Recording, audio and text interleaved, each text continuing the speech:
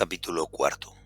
El inspector Raúl estaba sentado frente a la pantalla y el teclado del ordenador de su despacho, y se percató varias veces de la tensión que proyectaba en su espalda mientras trataba en vano de redactar el atestado que tenía que resumir las actuaciones en el caso de la desaparición de los menores, que incluyera las primeras investigaciones.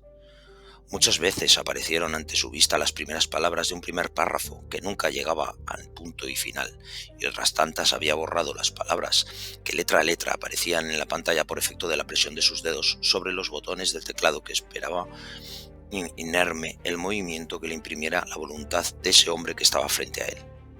El lenguaje policial, que suele describir los hechos de una manera fría y aséptica, no le servía ese día, y sentía la sensación de necesitar que las palabras fueran más que palabras, que fueran descripción de hechos que transmitieran toda la rabia que sentía ante un suceso tan desgarrador como para que lo sufrieran dos menores.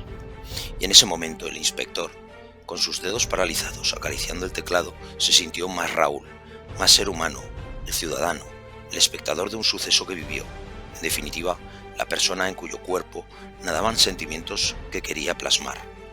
Para recordar todo lo sucedido ese domingo mejor, con más detalles y de forma más vivida, cerró sus ojos y volvió al instante en el que estaba en su casa, respirando el perfume que en el aire dejaba una paella que era costumbre dominical, regresando al fin de semana que estaba disfrutando con su mujer y su hija. Raúl sintió la vibración del viejo teléfono que llevaba siempre en su bolsillo y que le transmitió la desagradable sensación de que ese día, justo cuando se disponía a sentarse a comer, iba a verse interrumpido por el trabajo que le sacaría de la vida que anhelaba disfrutar. Estaba ya acostumbrado a esos contratiempos cuando estaba de guardia, pero los años de experiencia como policía no anulaban el sentimiento de molestia que le producían esos momentos en los que tenía que dejar todo por un delincuente o una cuadrilla de maleantes que le amargaban la pacífica existencia familiar. El mensaje siempre era corto, conciso por parte de la persona encargada de llamarle. Tenía que personarse en la escena de un crimen y comenzar a imaginar el posible delito cometido, presenciando en primera persona, en ocasiones, el desagradable producto de la locura en la que se ven envueltas determinadas personas en forma de muerte, con ese hedor tan penetrante y fuerte que nadie imagina, porque solo lo conocen los que han estado en alguna ocasión frente a un cadáver, y junto con la repulsa que supone ver un cuerpo inerte, se siente la repugnancia que cualquier persona cabal mostraría ante el resultado de la barbarie y crueldad. En este caso no había escena del crimen por fortuna, porque se trataba de una desaparición, un caso poco convencional, dos hermanos que se habían desvanecido en el tiempo y en el espacio en extrañas condiciones. Condujo unos kilómetros de forma mecánica, sin necesidad de prestar atención a las calles, porque sabía cómo llegar a la dirección que le facilitara la voz que le sacó de su domingo en familia. Un punto en el plano de la ciudad con nombre de hombre ilustre, cuyos méritos nadie recordará en el presente ya, y cuando se bajó de su coche fue recibido por un compañero que acudió veloz cuando se percató de su llegada, poniéndole al corriente de todo lo averiguado hasta ese instante. Buenas tardes, inspector. El caso está relacionado con menores, la desaparición de dos hermanos de corta edad, y me huele mal, le soltó el sargento Manuel, como una bienvenida que no requiere de fórmulas de cortesía entre dos viejos conocidos. Y ellos lo eran por llevar en el cuerpo muchos años. ¿Algún detalle que nos pueda ayudar a saber lo que realmente ha pasado?, consultó el inspector Raúl, siguiendo los pasos del sargento, que con su caminar dirigía el del inspector en dirección al portal de un edificio que mostraba ese frío de casa de vecinos donde todos han creado sus refugios ajenos al resto de la humanidad, con una fachada pobre de ladrillo rojo que busca no destacar del resto de casas. Pocos. La llamada de un padre que ha denunciado la desaparición de sus hijos. Ya hemos realizado unas primeras preguntas y una inspección ocular del domicilio. El padre se muestra colaborativo, pero no suelta prenda. Creo que sabe más de lo que dice. Es un disco rayado que repite la misma declaración una y otra vez. Raúl conocía bien a este tipo de personas tras años de profesión. Se podría decir que los huele a distancia, y con una psicología desarrollada con el paso del tiempo, solo con mirarlos a los ojos un instante veía la culpabilidad y maldad en sus pupilas, que trataban de esconder bajando la mirada al suelo, porque la valentía de cometer un delito les faltaba cuando se encontraban frente a la policía o ante un magistrado que los juzgara. No me digas más. El tipo está separado o divorciado, y en el peor de los casos, la mujer se escapó con un feriante, dejándolo abandonado a él y a sus hijos. Dejó caer mientras subían en el ascensor a la tercera planta del edificio.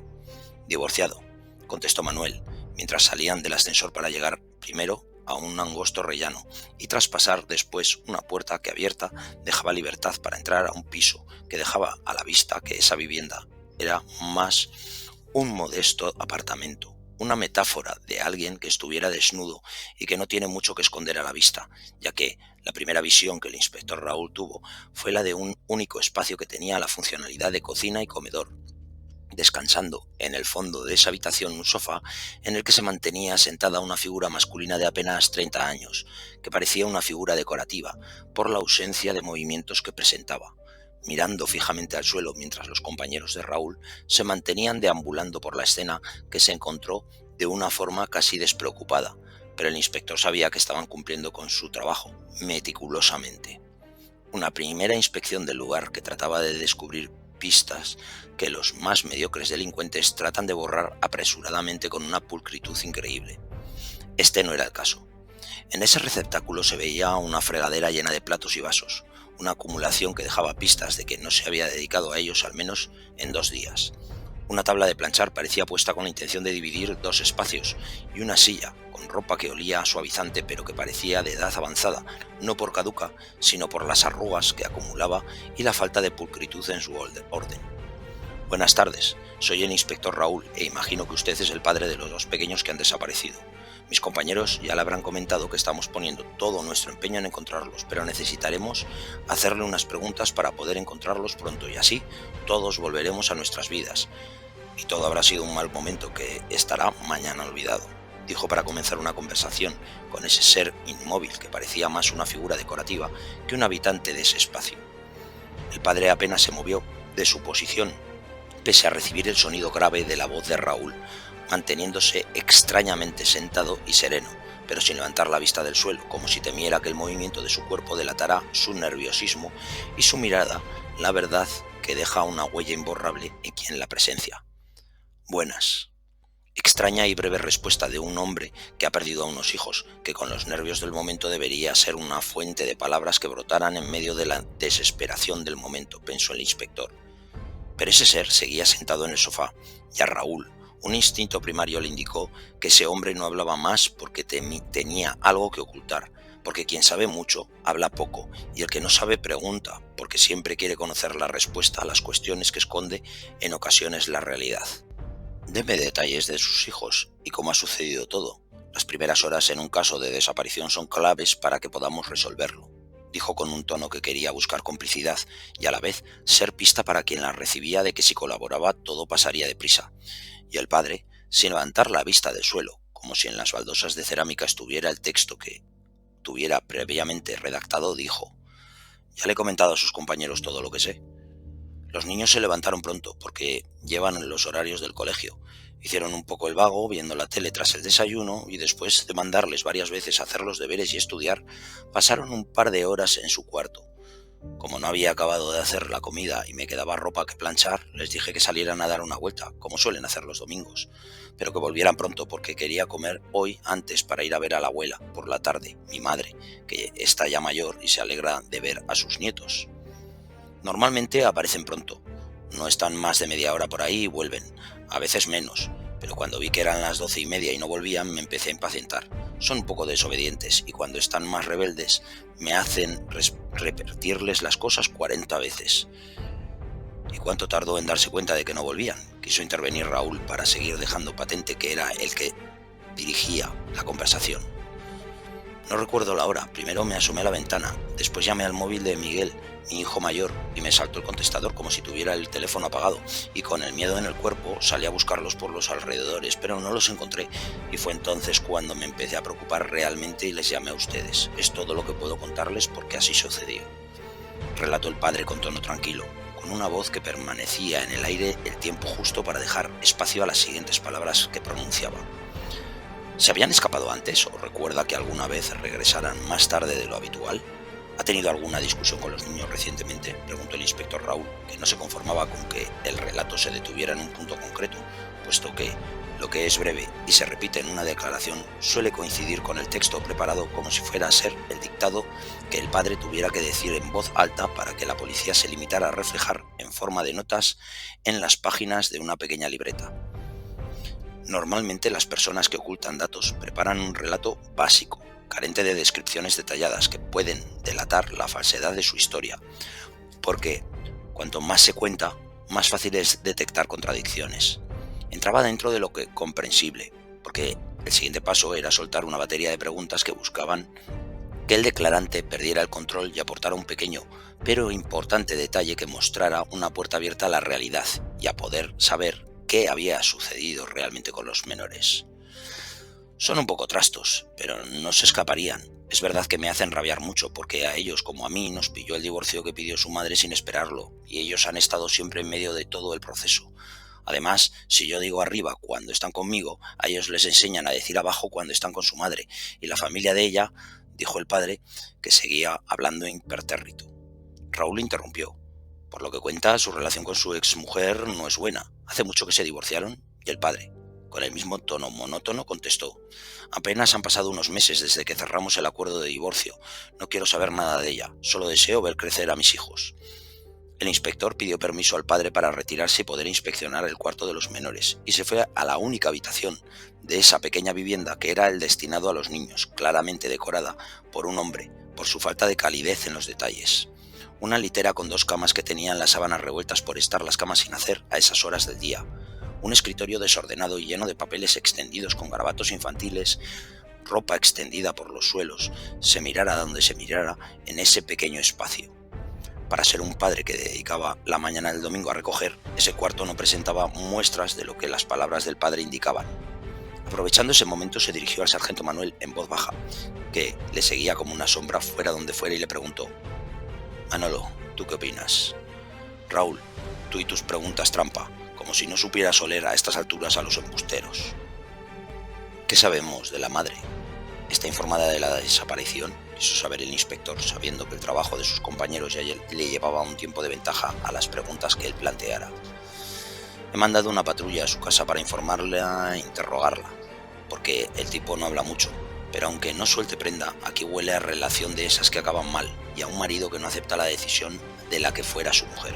Para mí que este tipo es uno de esos cobardes que antes de que matar a nadie tiene ese perfil sádico del que prefiere hacer daño a sabiendas, prefiriendo generar el máximo dolor posible como venganza, porque él siente que lo ha recibido y se cree con la potestad de devolverlo con creces. Ya sabes que no hay madre que no adore y proteja a sus hijos, por mucho que odie al padre, hasta con la vida si hiciera falta. Y estos personajes, en el fondo, son cobardes y se ocultan bajo un aspecto de no haber roto jamás un plato, pero son en realidad lobos con piel de cordero, de los que, con un par de buenas hostias, si se les pudieran dar, cantarían hasta la Traviata. El inspector Raúl tomó una decisión mientras hojeaba la miniatura de un coche de juguete deportivo azul que descansaba en una pieza de madera que sobre el escritorio cumplía su función de estantería. Cuando tengamos la declaración de la madre me avisáis, y mientras a este tipo le vamos a llevar de paseo con la excusa de que nos ayude a buscar a los niños, para ganarnos su confianza, a ver si dice dónde están, y el equipo de la científica que haga una inspección a fondo del apartamento, por si encuentran rastros de sangre o huellas biológicas que no sean visibles a simple vista. Sobre todo, que presten atención a restos que puedan ser indicios de un posible crimen. La primera inspección ocular no daba pistas de haberse vivido una escena de violencia, pero entre ese desorden, lo único que se podría sacar como conclusión es que aquel apartamento era la rancia representación del hogar de un hombre con poco gusto por la decoración, por el aspecto que presentaban las paredes, vacías de cuadros o fotos, mostrando una desnudez incómoda, y donde se podía presumir que el hombre que dirigía esa casa tenía poca capacidad para mantener el orden y la limpieza, que quizá esa vivienda jamás llegara a conocer, pero sin que dejara rastro alguno de actos violentos que pudieran hacer presumir la comisión de un delito. Perdone, no le pregunte su nombre, le dijo el inspector Raúl a ese tipo que permanecía con la cabeza agachada sentado en el sofá. José, me llamo José. Encantado, pues mientras nuestros compañeros con su permiso se van a quedar en el piso por si volvieran los niños, le voy a pedir que nos acompañe por el barrio, porque nadie mejor que usted nos puede ayudar para conocer los parques o sitios por los que podrían pasear sus hijos. Anímese, que con el trabajo de todos puede que los encontremos.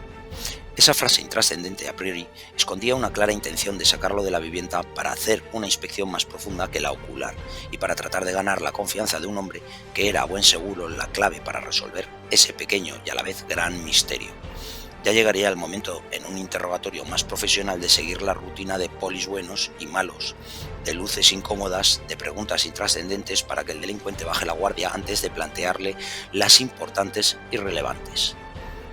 El padre bajó tras ponerse una sudadera a las escaleras, acompañando al inspector, y una vez estuvieron en la calle, entraron en un coche camuflado de la policía para que les fuera José indicando los posibles lugares del barrio por los que los niños podrían estar y que conociera él, que frecuentaban los pequeños. Recorrían en el coche calles de domingo de una ciudad apagada que descubría la hora del descanso de muchos.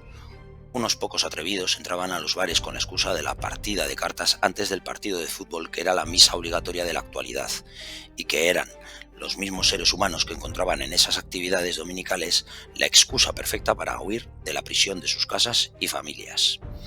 Cuando llegaron a un pequeño parque infantil que el padre indicó que era el preferido de los pequeños, el coche paró en doble fila y el inspector Raúl, el chofer, y José bajaron del vehículo.